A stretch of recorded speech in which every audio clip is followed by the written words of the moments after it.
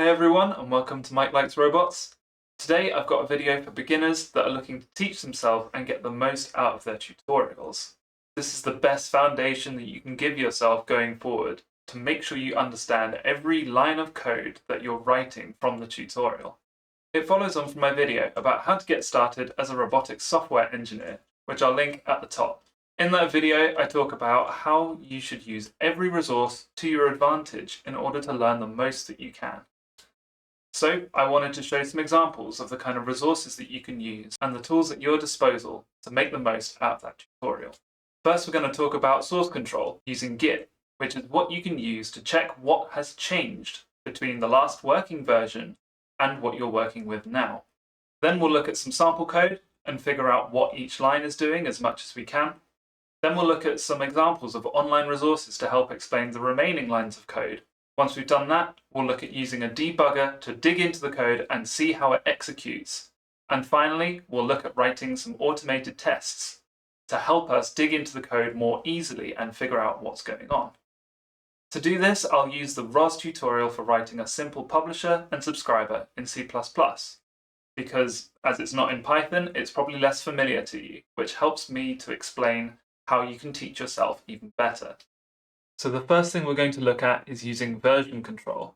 Now, strictly speaking, this isn't going to help you understand any lines of code, but what it will do is help you to revert any changes that you make and see what's different whenever you follow another step in the tutorial or make a change yourself to see how something works. So we're here on the Installing Git page, which I'll link in the description, and you need to follow these instructions to get Git onto your target computer. We also want to follow the writing a simple publisher and subscriber tutorial down until create a package is complete.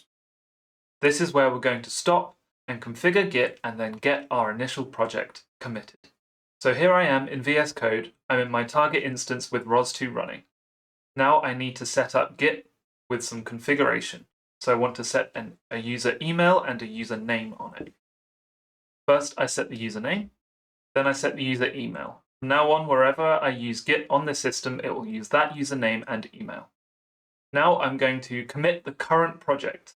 That means storing a snapshot of the current state of all the files within a particular folder so that I can look back on it later and find out what's changed. So all I need to do here is enter my source directory and do a git init. This initializes the folder as a Git repository. Now I can do a git status, which shows me that there are a number of files here that aren't committed. So all I need to do is add all of these files, which marks them to be collected and saved when I do a git commit. Then I use the git commit command, which saves a snapshot of all the files in the directory. Now I can do a git status and see that there is nothing to change. And I can also do a git log, and this will show me the last several commits so that I can see what's changed. Now we've got our basic project committed, we're going to add our first file by following this tutorial to write the publisher node. Now we've downloaded the publish member function C++ file. The tutorial starts examining the code. But instead, I want you to finish step 2, so follow the remaining steps in that tutorial to finish all of those file changes. Once you're finished, your CMake list will look like the version that's on the website, and your package.xml will have 2 new lines. Now, if we look at git status, we'll go up a folder to the root. We can see that we've modified 2 files that are in the snapshot, the commit, and we've also got a new source directory, which contains our source file. Now we know that this is working all together, so we're going to again add all files and commit with a meaningful message. In this case, it's create publisher function.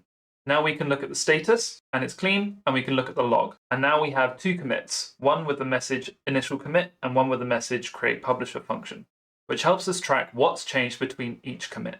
With that done, let's now follow the guidance from the tutorial and examine the code. My first piece of advice for understanding a piece of code is look at every line and see if you can explain to yourself what that piece of code is doing. A really useful tool that we use for fixing issues and debugging in software development is known as rubber duck debugging, because it most commonly uses a rubber duck. You take your rubber duck mascot, or in my case, it's a little scout robot, And for every line of code, you explain to your mascot what that line of code is doing. Hash include chrono includes a header file that gives me access to time functions. By forcing yourself to go through every line, you're making sure you thoroughly understand everything and you're not just skimming over something you think you understand. That's the real use of rubber duck debugging. It's when you're reading through your code and you think everything should work, but if you took the time to thoroughly explain every little thing, as rubber duck debugging forces you to, you soon see errors that you didn't realize were there. You've just learned to skim over them. So take the time now to open up publish_memberfunction.cpp and see if you can explain what's going on in the file. Write comments above it if that helps you keep track, or get hold of a rubber duck and explain to it what's happening. My next piece of advice to you is to make full use of your IDE. If you want to try something other than VS Code, CLion is a good place to start. Once you've decided on an IDE that suits you, you may have to do some extra setup. If we install the C and C++ extensions, we'll start to see that this line is causing us issues. Let's do that now. Now, with the extension active, our VS Code is starting to give us some more information and some more tools for working with C++ files. These system files are recognized, so I can click on this and go to definition. Now I can see exactly what is in this file, although the system headers are very difficult to understand, especially if you're not very well versed in C++. I also want to be able to do the same thing with this header file, but when I try it, there's no definition found, and this red squiggle tells me that there is a problem. What we need to do is fix that by telling our IDE where the additional header files are. If I open the configuration for the extension, then I can go down to the include path. I can add this line to the include paths, which is opt, ros, humble, include, and then 2 asterisks, meaning any folder under this directory. Once I've completed that, I can go back to my source file, and now my IDE can understand where this file is coming from. I can hover over things in the code and get an explanation of where they're coming from and what they're doing. This is a huge help in figuring out what the code is doing as I'm going through it. And I advise you to set up the IDE for every project you're in so that you can get this kind of information. It will save you time in the long run. My next tip, now that you have your IDE set up, is to read through every line of code, make sure you can explain it, and for those that you can't, try to find some online resources that tell you what you don't understand. There's a lot of different kinds of these. I'm sure you're aware of them, so I'll skim over some of the ones that I use and recommend that you use, starting with tutorials. There are a couple of tutorials that I use to help build this video, starting with this writing a simple publisher and subscriber in C++, but also writing basic tests with C++ with gtest, which I use in the testing section. Although I don't show it, I used it as a basis for developing the testing. Not only can you find tutorials, but the documentation for projects is extremely helpful. Often they generate a documentation website, like this one for ROS2, or you can look at the source code on the GitHub and find the README. A lot of the times projects will document what the project is doing there. Speaking of open source, a lot of these open source repositories have examples in, and even just the code itself is a great reference for you to understand what's going on. This open source repository is for Husky, which is a robot using ROS2. Make sure to use the humble devel branch. The README here gives instructions of how it's structured and how to build it, and you can click into any folder to find out more and start to read the source code. Now, going into a source repository that someone else has built is probably going to be overwhelming. Even seasoned developers struggle to just pick up a new project and understand what's going on. My advice to you here is to look at what the general structure of the repository is so that you can understand where a file might go, and then look for the specific thing that you're trying to look up. Don't take a huge repository and try to learn what every line is doing. You'll be there forever. More general resources are blogs and videos and podcasts that are just generally discussing software. This is a very good one, Joel on Software. And another channel that I enjoy is Articulated Robotics, as you might anticipate from the kind of videos that I make. For these, it's less about solving a particular problem that you have and just learning more about software and the space and the kind of technologies that you have available. Working in a company or going to school can help with this too. My advice here is to look for channels that you like, cover good content, and explain it well, and then follow those channels. Make sure you bookmark them and check back every so often. You'll probably learn more doing this.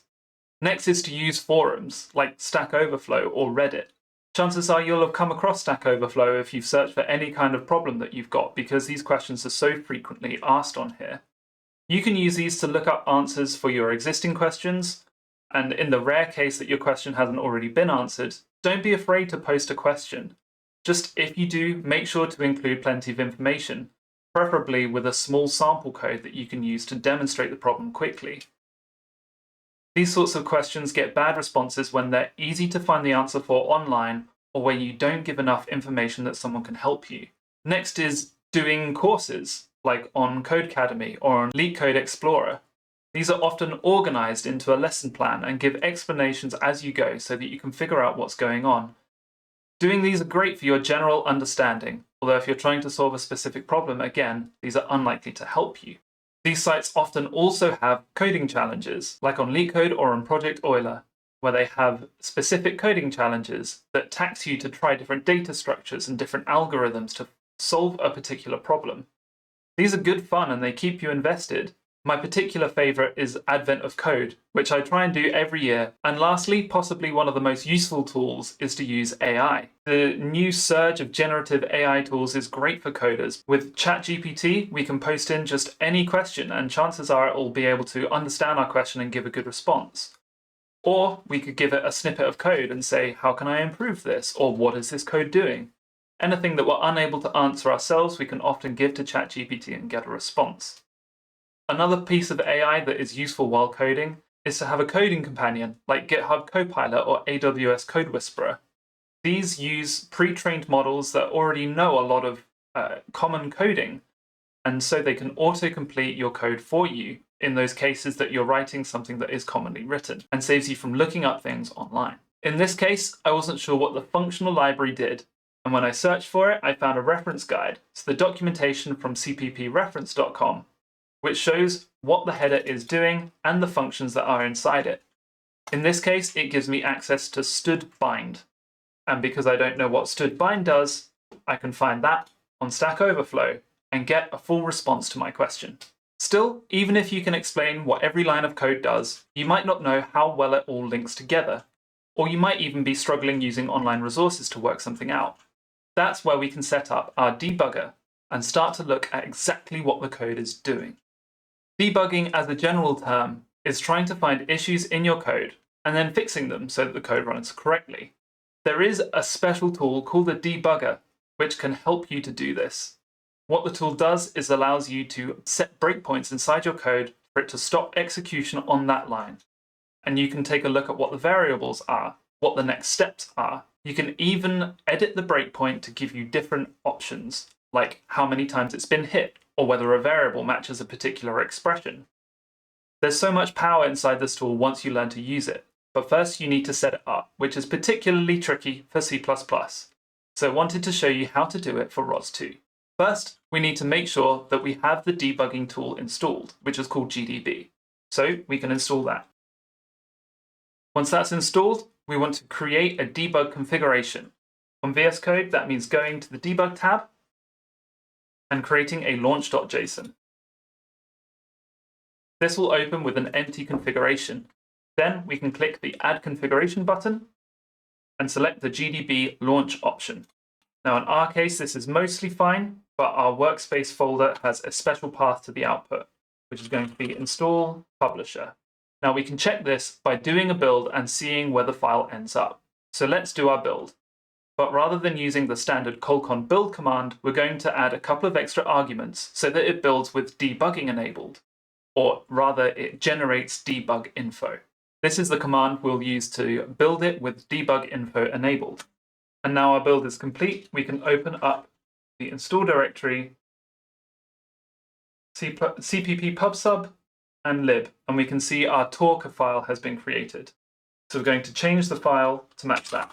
That's our configuration and our build complete.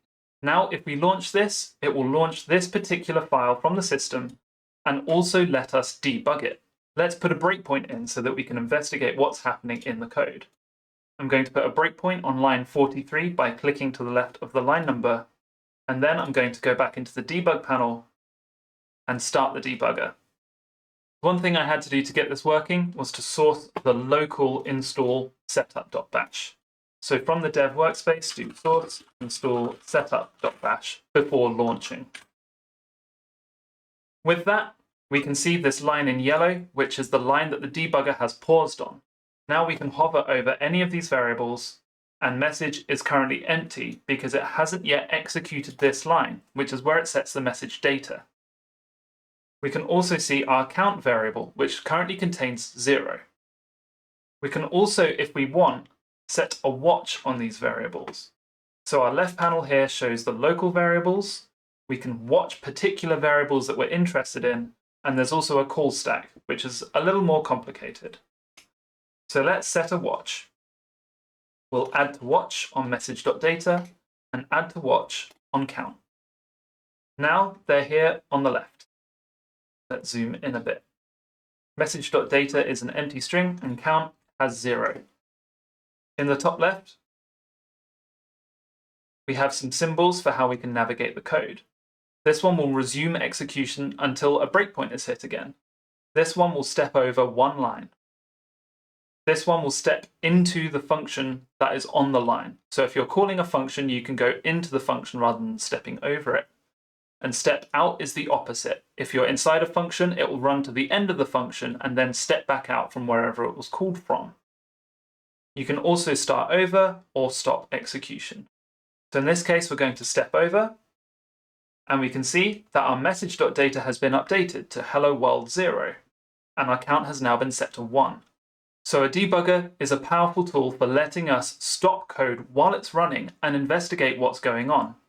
It also has tools for moving around execution, so we can stop at particular points, or while we're stopped, we can move one line at a time, step into functions, step out of functions. That's great for this particular publish function because it just runs in a loop on a timer to publish messages. What happens when we're trying to do a subscriber? The other part of this tutorial is the subscriber part. The subscriber only runs code when it's reacting to a message that it's subscribed to. We can take a closer look by continuing the tutorial to make the subscriber node run. Then I'll show you how to add a test to it that we can debug to figure out what's happening. So there I've just downloaded the subscriber function and made the changes to CMake lists so that it will compile the new function. So what do we do next? We commit our code because we've just made a change. So we're going to git add all and we'll commit it with add subscriber node. Now to add a test to it, I'm going to copy the code directly in and then I'll give a brief explanation.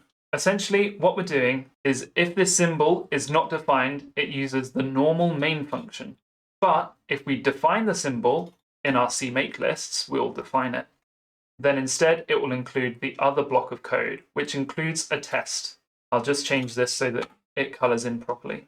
Every test will spin up the listener, send it a message, and then tear it back down again. So we don't need to wait for anything, and we don't need to run the publisher node. We can just run our test and see exactly what's going on. So I'm going to add this block of code onto the end. Now, if you want to do this, I'll link my blog version of this in the description. Click on that and the code blocks are listed in that file and you can copy them out. We can run the test executable directly, which is in build cpp pubsub tutorial test. Now, if we run this file, it gives us a log message from the subscriber node saying, I heard test message 1, which means that we can use our test to pass exactly a particular message into our subscriber. But it gets better. We can also add a new debug configuration to launch this test so that we can attach a debugger to it. Let's go into launch.json, add a configuration. Again, it's going to be launch, and this time the executable name will be this, and I'm going to change the name to differentiate it from the other launch. Again, we're going to set a breakpoint in our subscriber, and then we can run our new configuration, test launch. There. Now, my debugger just failed to launch because I built the project from the wrong directory. It needs to be from the dev workspace directory, not from the project. So I went back up and I rebuilt, and now I'm going to launch the debugger again. Now our test is running and it's stopped on our breakpoint. And here we can see the message that's been received. The message has data with the string test message 1. So here we can see it's working and we get all of the debugging options that we did before. So there we have it. The way that you can get the most out of every tutorial is to make sure you read every part of the tutorial and see that you can explain every line of code. Use your online resources to explain things you don't understand. You can ask questions online or even ask AI. And you can use debuggers and unit tests to help dig into the code to make sure that you can understand what's going on. Don't forget to set up your IDE properly. It may seem like an extra task, but it will help you so much to understand what's happening and move around your code quickly. If you get used to it, it will help you write code faster as well. Thank you for listening, and I'll see you in the next one.